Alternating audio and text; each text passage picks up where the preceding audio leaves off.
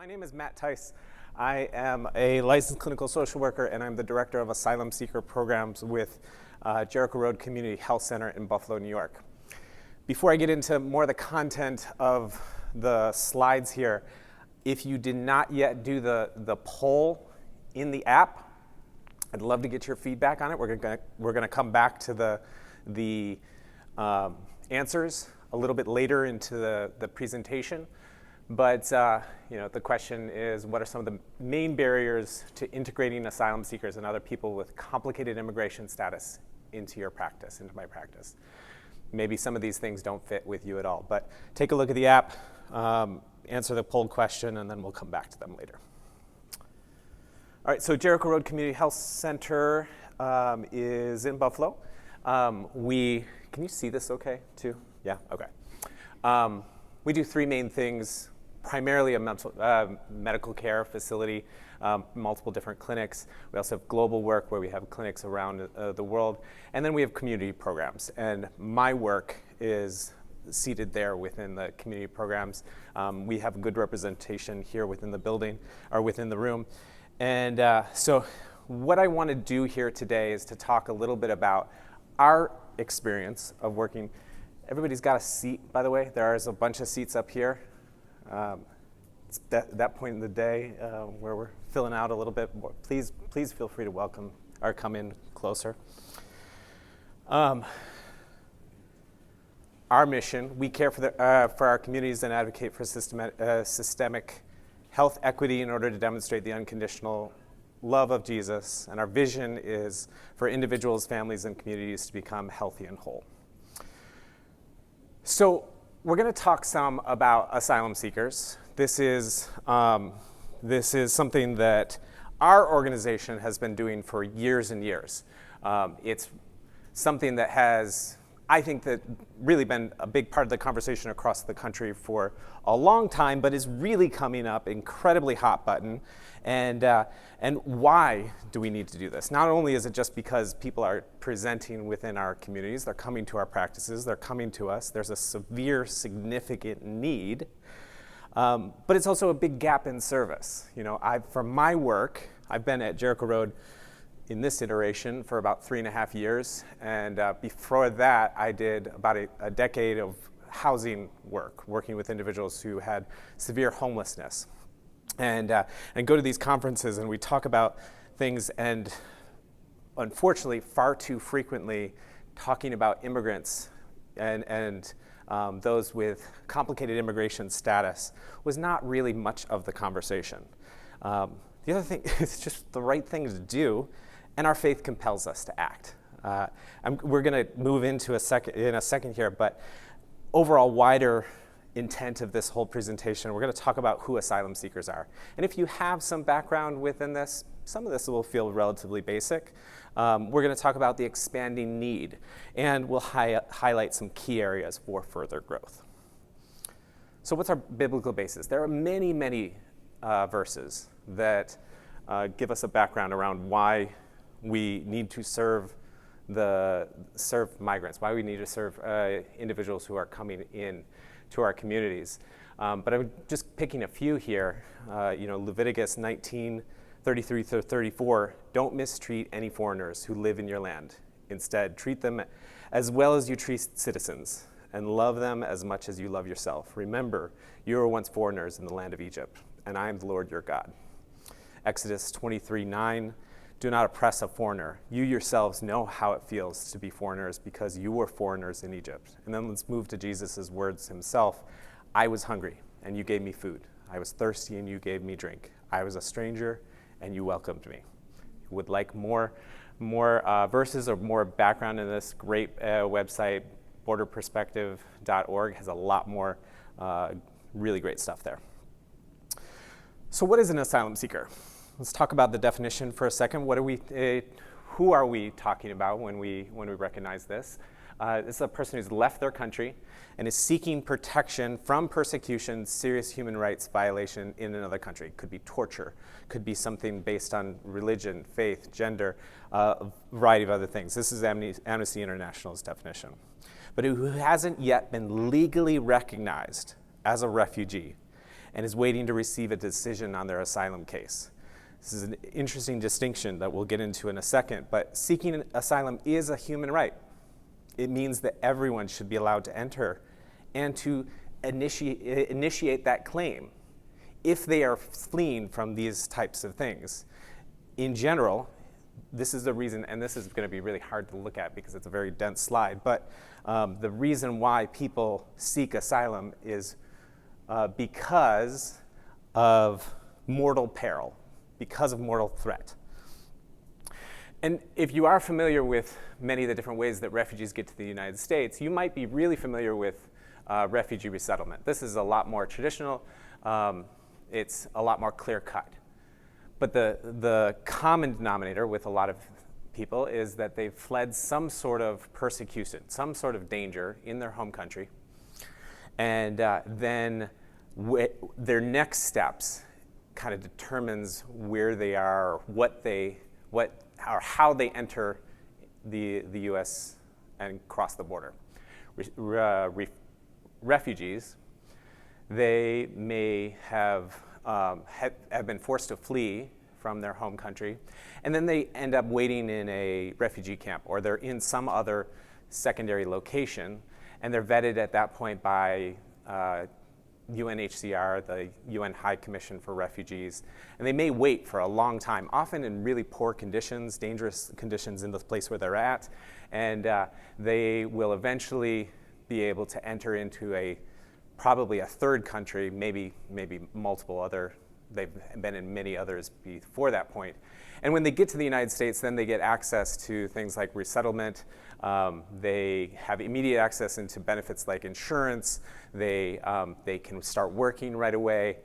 There's still a lot of things that they need to work towards, and they're still facing many, many barriers, but there's a lot more openness at that point. Now, an asylum seeker, on the other hand, they essentially need to prove that they ought to stay in the United States. And how they enter may be a little bit different. There's the difference between an affirmative asylum process. There's people who maybe cross and they request asylum directly at the border, or maybe a defensive asylum process. And this is a person who crosses the border and doesn't request anything, and then are either picked up due to enforcement, or or maybe even they present themselves to ICE, to Immigration and Customs Enforcement, and then they have to initiate their process after that. And in all of this, they don't have access to any benefits to start, with the exception if they are a child or they're a pregnant person. If they have, it's just a very, very high step for them to go to. They may also be facing detention. They may be in some sort of incarceration for a very long time too. And so it's very complicated. Come back slide. I'm also going to talk a little bit about Marilyn's journey, and Marilyn is very indicative of the kind of things that we see on a regular basis. So Marilyn here fled from Cameroon. She was pregnant at the time. She was facing some sort of severe violence in her home country, crossed multiple borders, 9 of them in fact, to eventually get to the US southern border. And so she crossed into Nigeria, and luckily she was able to get a visa to fly to Ecuador. And then by foot, by hitchhiking, by any way that she could, she eventually made it up to the U.S. border. This is an extremely long, oftentimes extremely dangerous journey that many people will go on. And I do want to highlight one thing if you're not familiar with it. Thousands and thousands, like tens of thousands of people pass through this one section in Panama, called the Darien Gap. If you're not familiar with it, it is an area where it's intentionally not been, there's no roads, it's intentionally been kept very difficult to traverse, and we see people present to us on a regular basis who have lost family members, or nearly lost family members, have died in this section of jungle that is incredibly perilous. So when we think about asylum seekers, there's multiple overlapping circles of trauma. There's the violence of forcing them to have to flee from home. And then there's oftentimes the danger of the journey itself. So we think about this going through 9 different borders, and then maybe an oppressive or an unwelcome welcome. And then also, finally, the other part of being in a whole new culture that is, they've lost all the elements of their home. If you're familiar with refugee resettlement work or all that, you've likely heard a poem by Sarah Wirsam, where one of the lines in it is that no one leaves home unless home is the mouth of a shark. And if you've not seen or heard that poem, I recommend that you check it out. It's very, very moving. It's a gut-wrenching but really powerful poem. But there are all of these components at play that continually are contributing to the complex trauma of asylum seekers when they finally do present to us in our clinical settings. So where are we at now? I've given you some background a little bit. I've talked to you some about who these folks are. I want to talk a little bit more about what's happening at this current point. So 2.3 million migrants have crossed the border since 2021. It's a really large spike. And then on top of that, since 2022, there's a number of southern governors who have also began busing migrants to maybe traditionally democratic cities or other northern cities as well. And this is not necessarily this statement, or this whole presentation is not political in its intention, but it is recognizing that this is one of those things where it has spread out across the rest of the country. I've got a slide here, a chart that's talking about the numbers of people that have been bused to other cities, some of the larger cities across the rest of the country. And that's only just in these bigger concentrations. We have also seen people into many, many other places all across the entire country. I'll talk about it in a second, but we run a shelter that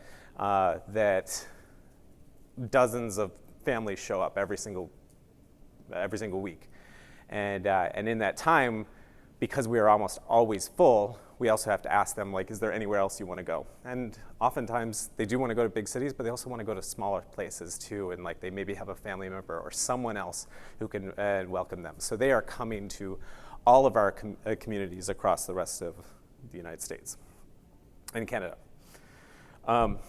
So in Western New York, further, we've had about 12,000 refugees settled in Erie County over the last 10 years. Our shelter is something I'm very, very proud of.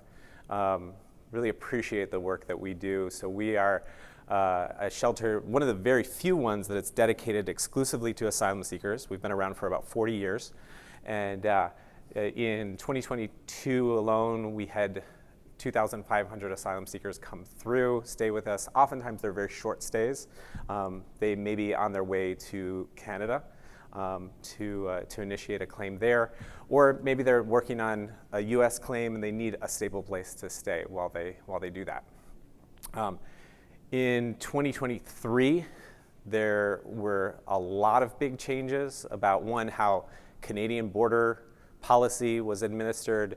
Also, we have all of this good things going on with the way that people were being bussed up from the southern border into other cities, and so it has kind of changed all of the numbers. It's thrown everything out of whack, and so those of us who are doing this work, or those of us who are new to the work, are doing a lot of catch up, and we have to be very creative about what we're doing. And then, late 2022, there's been a significant increase of independent arrivals just coming from New York City. This didn't have anything to do with the busing. It was prior, actually, to the busing, I think. We started to see more and more people coming from New York City because these other big places were so inundated. They just didn't have any other, they had less and less resources to give because the need was so significant. In May 2023, our county, Erie County, announced that an unknown number of people would be resettled locally. And we had an awful response, not just in Erie County. Well, Erie County actually did a special thing in recognizing we are going to try and do what we can to help support folks. And our organization was poised to be able to support them. But many of the other counties in the local area issued emergency declarations saying we are not going to allow asylum seekers into our communities. If you will consider it illegal, if you offer assistance to them, and so it was this very, as I said before, and I showed that chart, this unwelcome welcome. And to date, of that particular group of individuals that are coming from New York, about 700 people moved in. So we've had a lot of opportunity to learn from this over the last year and then the many years preceding.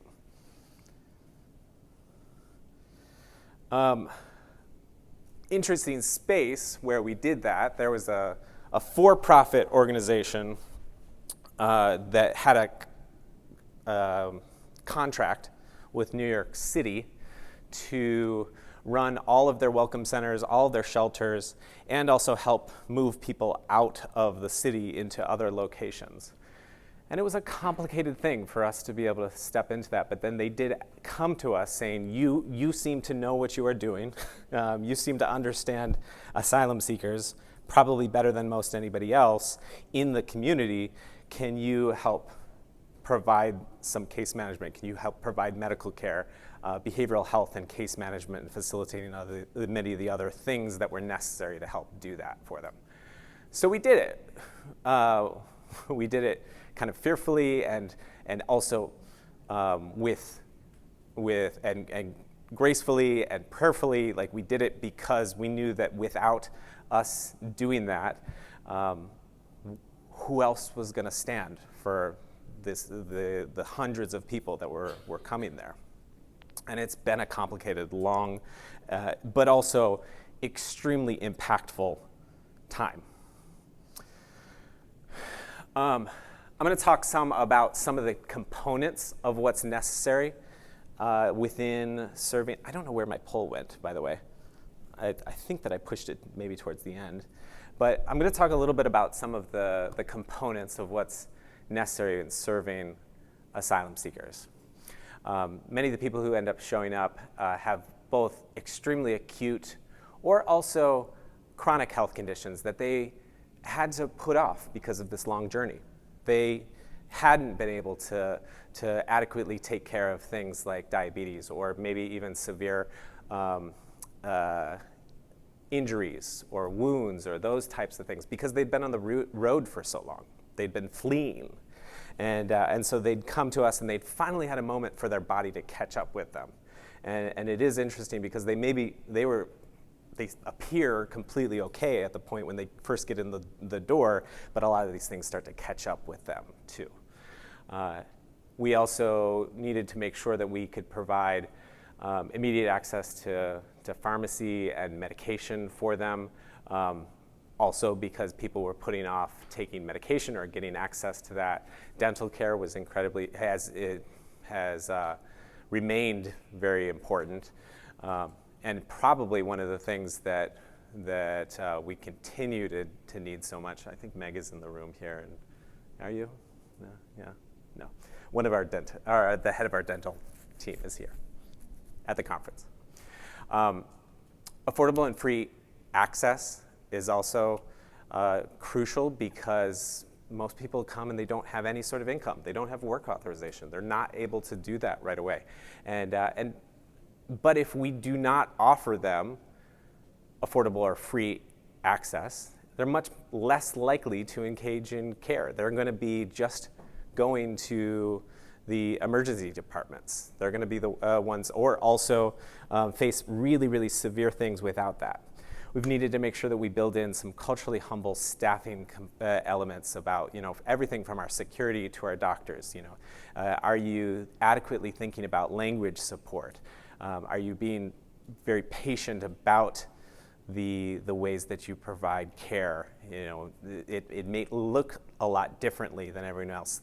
The number of no-shows because people are, they need to prioritize work, or they feel like that they have to provide for their families, and then they don't come into the appointments. And it's very frustrating, of course, for our front desk staff, for our providers.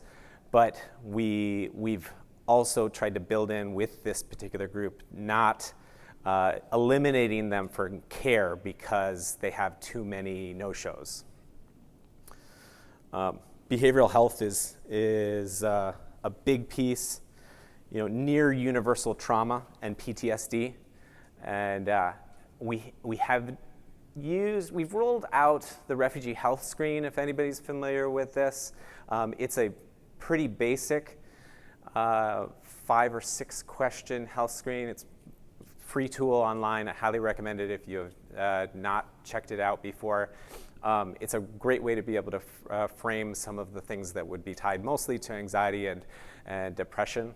And then additionally, it connects to a curriculum called Pathways to Wellness that if people wanted to get engaged in groups or other supports, it's an awesome tool. You have to understand some of the unique needs, especially related to survivors of torture, survivors of human trafficking. Sometimes you need to make sure that you're having access to providers who may not match the gender of the person that's coming to them because it's so incredibly triggering for them, or flexibility within that. We've also had to shift towards thinking about not just doing purely psychoeducational sessions or conversations, but how to facilitate peer support. People are much less likely to want to engage with this is just behavioral health, or this is going to be counseling for you, but how do we help build up community? How do we help you find other people who have like-minded or similar experiences, and that's what they're going to come back for. Right now we have a social work intern who's running a couple art groups, and the intention is that it's not just art, it is to build community with a group of women who they've utterly loved it, and they're not just doing it from a psychoeducational standpoint, but you know that those things are peppered into there. We frame those conversations also from more of a mind-body-heart connection. It's not just about you need to take care of your mental health, or you have to take care of your behavioral health, you have to go do some counseling, because there's much more likelihood that people are going to treat those things with skepticism, stigma, like they won't want to do that. But instead, how do you help regulate your mind, your body, and your heart? And how do you then take care of yourself and your family when those things are in a better state? When you can't adequately do your own care, refer on with sensitivity. And that could just be trying to send them on to an outpatient provider or an emergency room, but also if you're sending them on to somebody who has a reputation of they're not supportive, they're not helpful with this particular population, you're going to further traumatize them. So be thoughtful about who you are referring on to. Don't just expect them to be fine and send them out to the wind. We have, and in here I'm going to talk about some things with the legal side. We've been able to develop some phenomenal connections with resources that already existed within our community, but this might be harder for other places to develop. We've also done a lot of casework to learn about how to do screening, referral, learn more about elements like temporary protected status, because it'd be interesting when you want to go talk to somebody about their medical care, you want to talk about behavioral health, what they'll really be like, I actually have to apply to asylum. I'm afraid that I'm going to just be kicked out of the country. And it's not like our medical providers are doing these things, but in order to have a multidisciplinary, a robust litany of services, we developed this much more significantly. And so, there was wider expansion around this one thing called temporary protected status that was intentionally made much larger across the entire country, including a lot of the people that were from Venezuela, Sudan, Afghanistan over the last year. We hired particular staff that were able to then get Department of Justice accreditation. This is a special status that you're not an attorney, but you can then learn to help support people with immigration status. And so if you do have staff that are a part of your organizations who are interested in doing this, there are oftentimes free trainings to do that. And it's a long process, but it is very worth it. And you'd have to end up learning the wider intricacy of the asylum process. It is very complicated. Yeah, like we have this idea that you arrive in the US, you apply for asylum, get a background check, you get an interview notice and then interview, and then you ultimately get a decision. The asylum process is intentionally built to be incredibly confusing. It's intentionally built to weed people out. I do not expect you to read this. This is real. All of those things are true, but this is probably much more likely what it actually looks like. And so every misstep too can be a way for the system to be built in. You actually, there's an application that if you have to sign it in purple ink, and if you did not sign it in purple ink, you will have a rejection of that particular claim. Or you have to make sure that if you say that you used an interpreter for this one thing, but you didn't actually do that, then you can be disqualified. So it's very, very intentionally complicated. I would add, do not, unless you are an attorney, do not give legal advice. We have many well-meaning people who have said, this is intentionally very loud, robust colors, so that if you can take something, yes, I want to help asylum seekers, I absolutely do. Don't do legal advice like, okay, I've read an application, I've looked at it online, I can now help them do this thing. Don't do that, because one, you're putting yourself at risk of practicing law without a license, and like we saw on the previous slide, if you make some of these small errors, you can actually make it a lot worse for that person. So instead, try and find, if you are trying to do this, build up some expertise, build up your competencies in that, look out to who are the members of your community who know a little bit more, and but don't do it. Don't put yourself at risk, don't put them at risk.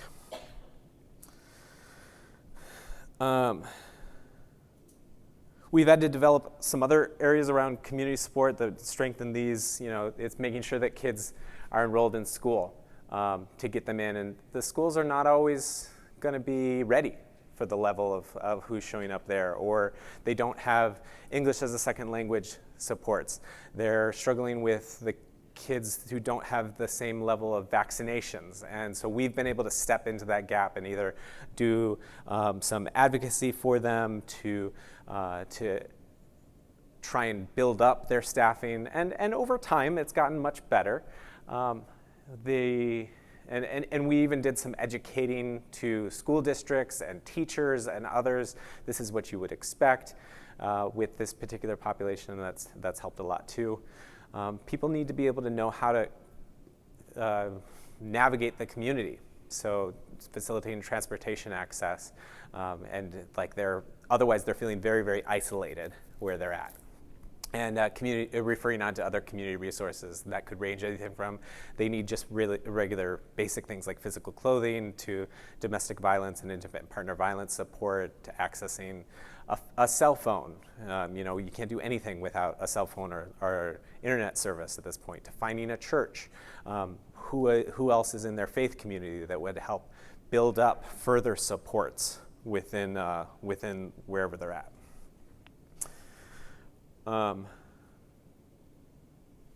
This is probably way too small, but we've done a lot more work around community advocacy too. And so in this, you can do some elements of both counteracting, and my slides, I think, are on the app if you want to get those. But you're trying to counteract this whole aspect of insurance and benefit ineligibility. And so sometimes that's wider state advocacy, sometimes it's at a local level. How do we help people get more and better access into the care that they need? It could be employment authorization, and this can vary quite a bit from one locality to another. Like I've talked to some people from Texas actually who have said, in some areas there's better opportunity for work as opposed to even up in New York where we're at, and even that it's legally permitted in some ways. You're also trying to do counteracting racism and discrimination. How do we fight back against that, both in a large sense and also the smaller, like little micro times?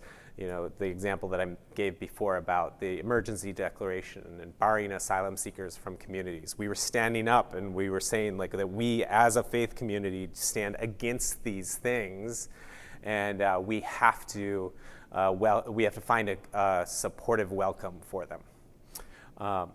And then just counteracting that overall ignorance of need and scope. And this is a terrible crisis that people are invading our borders and our cities, and like the way that it is all being framed too in this other language as opposed to something else.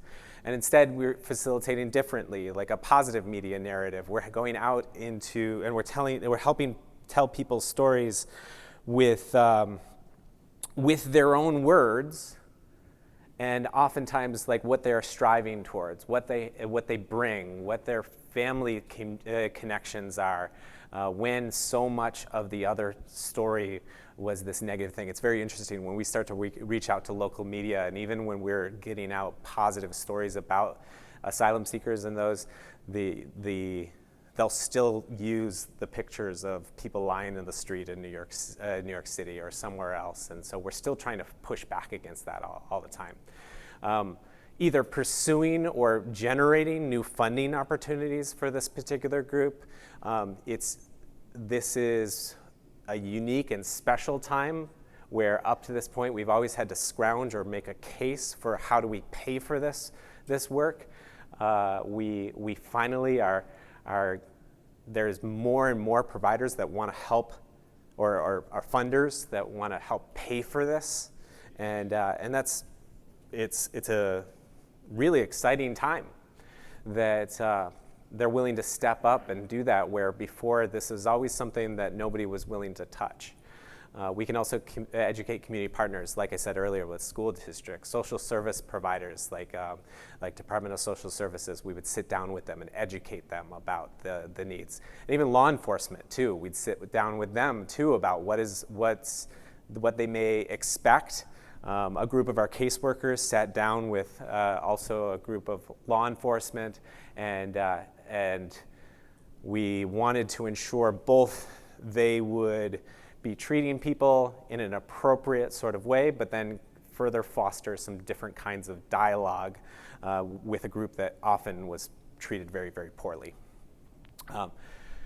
We do this also with intercultural community building, connecting people who are new to the community to those that were already established in other places.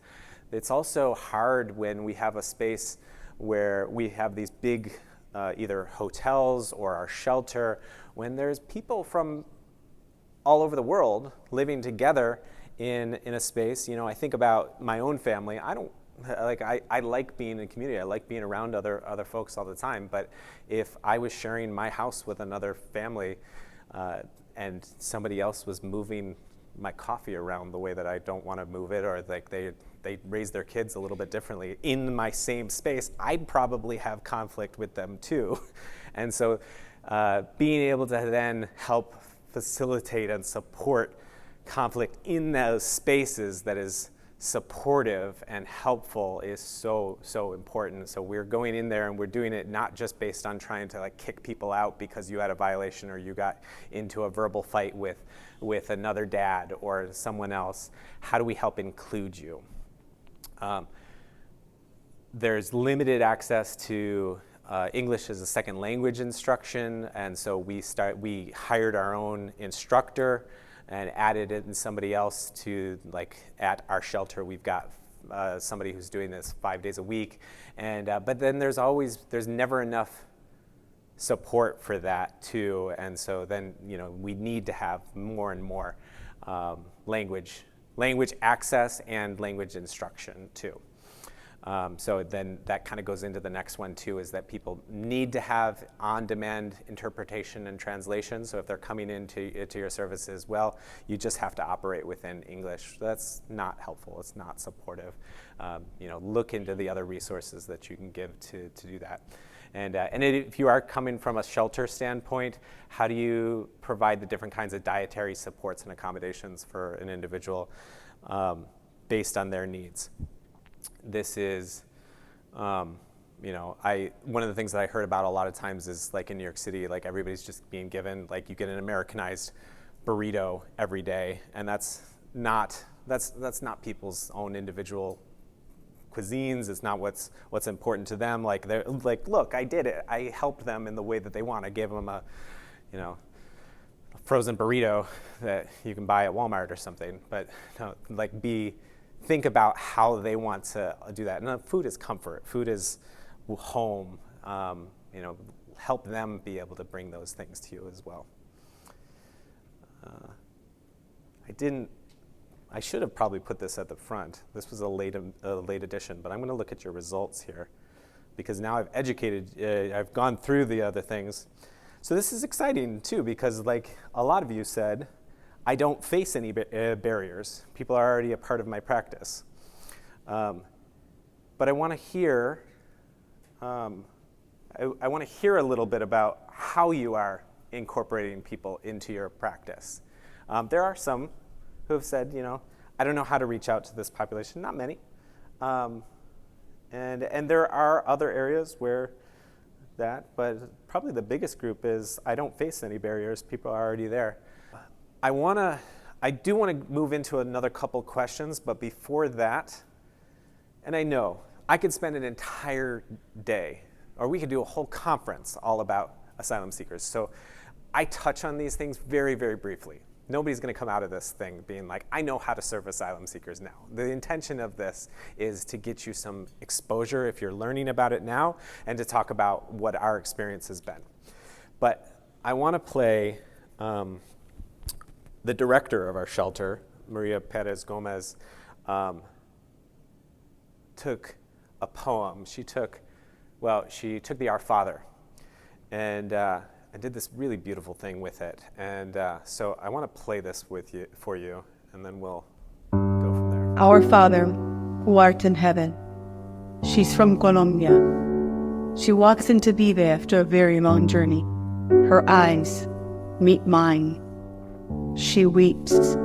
You are welcome. Hallowed be thy name.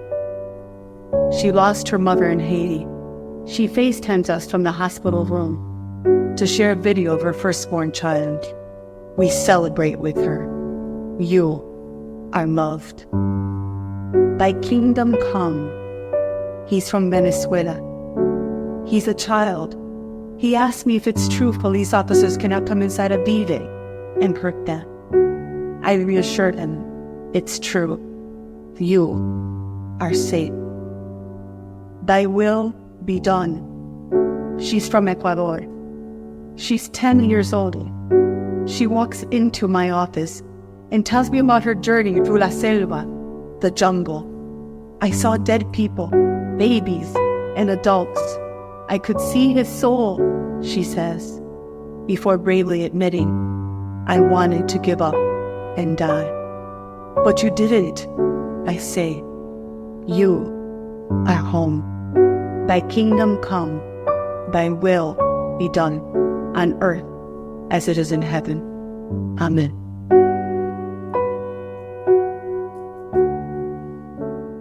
So thank you for letting me share that with you. It's weird to end with that, because I should have let you do questions and then show you this. So you leave on an emotional note. Find some ways to volunteer, to get to know people. Like you may already be doing this, but like spend some good time with folks. You know, don't let this be something that's just theoretical. Relationships and all of that helps change your perspective and your minds. You know, there are, you know, I was just watching about, I think it was Annunciation House, like right now, like that they're trying to find ways in Texas to specifically go after organizations that are providing assistance to asylum seekers there too. And so then, you know, the more support that you are doing and building up relationships is going to be a key thing. Who knows where we're going to go from this? Like, we're at a very polarized point. Keep praying, keep fighting, keep building up more partners. But this is a tough moment. But I think it's a tough moment also where we have to gather steam. We have to stand together. We have to be a united group of people that like are inspired by, like, Jesus calls us to do this regardless of how hard it is. You know, I was thirsty and you gave me something to drink. Like, he still calls us to do this, even if there are all of these terrible things happening to people. So I would ask you to please do that, continue it. It sounds like that everybody is already fighting so hard within your own communities. And so thank you for all you do. But thank you.